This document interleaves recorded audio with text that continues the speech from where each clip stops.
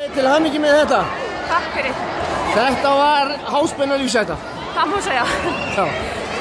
Ekki kannski, fallegasti handbolti sem maður sá? Nei, það er nú ekki að biðja allt, ekki bæði spennu og fallegan handbolta. Nei.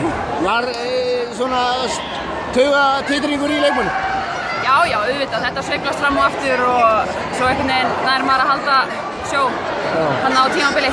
Þið virtist vera í slæmum málum undir lok venjulegri tíma. Já. Það bara myndum við okkur á hversu mikið við viljum þetta. Það er bara mjög einfalt og styrktum okkur inn á að vinna bara. Já.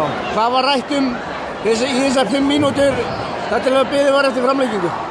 Það var meðal annars bara rætt að þetta er bara nýr leikur.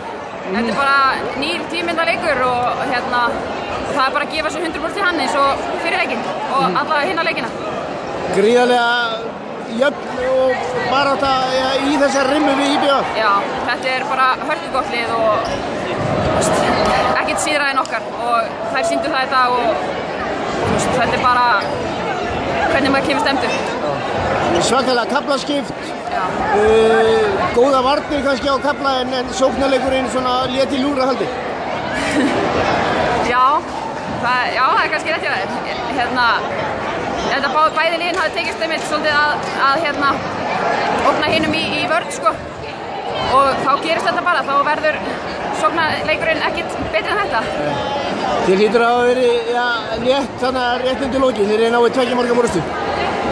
Já, létt og ekki létt, þetta var náttúrulega ekki búið en já, þetta var svona, maður andaði aðeins léttar. Ljóst að þið mæti Stjörnunni, hvernig líst þér á það? Stjörnunni, já, góða fréttir. Eða þú veist, bara alveg eins og að mæta Fram svo sem. En já, til hamingju sjaldan. Já, takk fyrir þetta. Já, takk.